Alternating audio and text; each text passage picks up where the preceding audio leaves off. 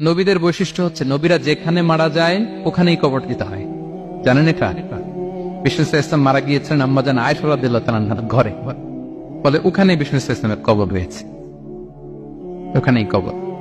এবং ওই কবর দেওয়ার পরেই ওই কবর দেওয়া ঘরের ভিতরে আম্মাজান আয়েশা যতদিন আয়েশা রাদিয়াল্লাহু তাআলা যতদিন বেঁচে ছিলেন ওখানেই ছিলেন কবরের পাশে। এরপরে বাবা মারা গেলেন আবু বকর, বিষ্ণু ইসলামের পাশে কবর দেয়া হলো, বাবা আর স্বামীর পাশেই থাকলেন। এরপর ওমরে ফারুক মারা গেলেন, ওনারও কবর দেয়া হলো।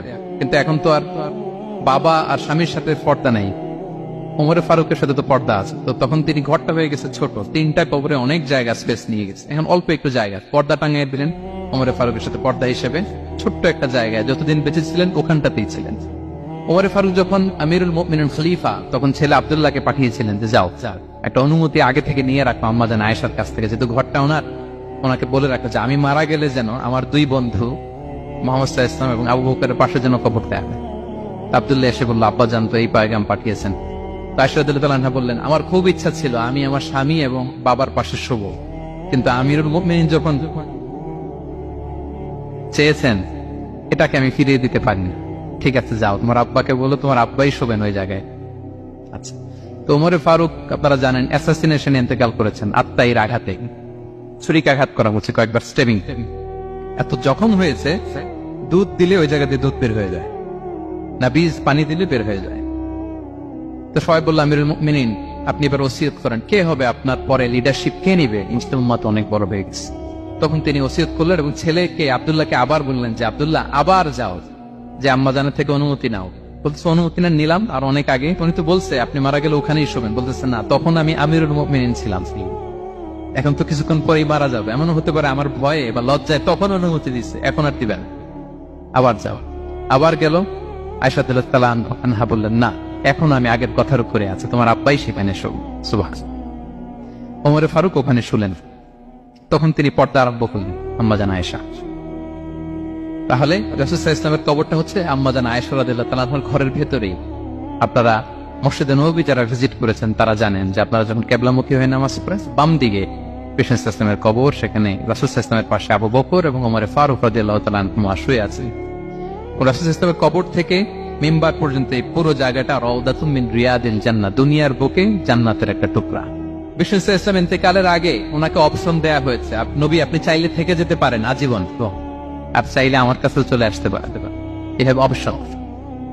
বিষ্ণু সাল্লাল্লাহু আলাইহি ওয়াসাল্লাম তার রবের সাথে সাক্ষাৎকে চুজ করেছেন এবং ইন্তেকালের আগে তিনি পড়েছিলেন আল্লাহুম্মা গফিরলি ওয়ারহামনি ওয়ালহিকনি বির রফিকিল আ'লা, আল্লাহ আপনি আমাকে ক্ষমা করুন, আল্লাহ আপনি আমার প্রতি রহম করুন, আল্লাহ আমি আপনার সান্নিধ্যে যেতে চাই, পৃথিবীতে থাকতে চাই না।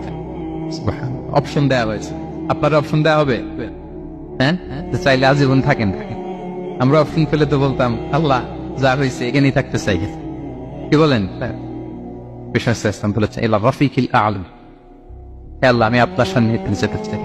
বিষ্ণু সাল্লাল্লাহু আলাইহি ওয়াসাল্লাম ইন্তেকাল করলেন এবং উম্মার জন্য এটা সবচাইতে বড় ফিতনা এবং পরীক্ষা ছিল, এর চেয়ে বড় কষ্টদায়ক বিষয় ছিল না উম্মার জন্য বিষ্ণু সাল্লাল্লাহু আলাইহি ওয়াসাল্লামের ইন্তেকাল। তিনি যখন ইন্তেকাল করলেন সাহাবারা পাগলের মতো হয়ে গেল। ওমরে ফারুক উনি বিশ্বাসই করে না, মানে আমার নবী মরতে পারে এটা উনি ভাবতেই পারেন না। উনি নাঙ্গা তলোয়ার বের করে বলতে আরম্ভ করলেন, যে বলবে মুহাম্মদ মারা গিয়েছেন তার গর্দান উড়িয়ে ফেলবে।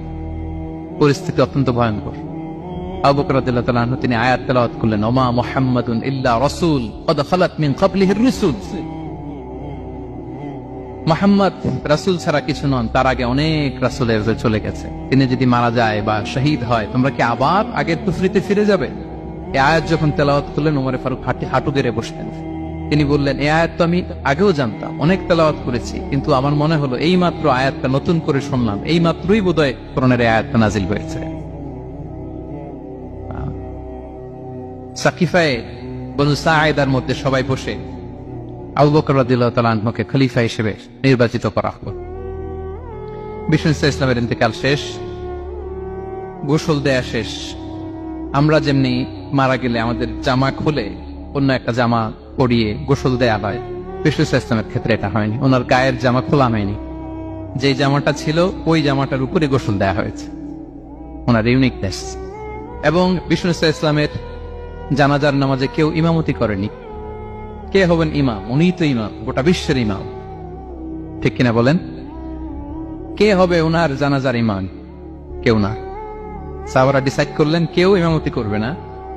5-7 জন করে দরজা দিয়ে, এই দরজা দিয়ে ঢুকে নিজেরা জানাজার নামাজ পড়ে ওদিক দিয়ে বের হয়ে যাচ্ছে। এইভাবে পুরা উম্মাহ সব সাহাবারা নিজেরা জানাজার নামাজ পড়েছে।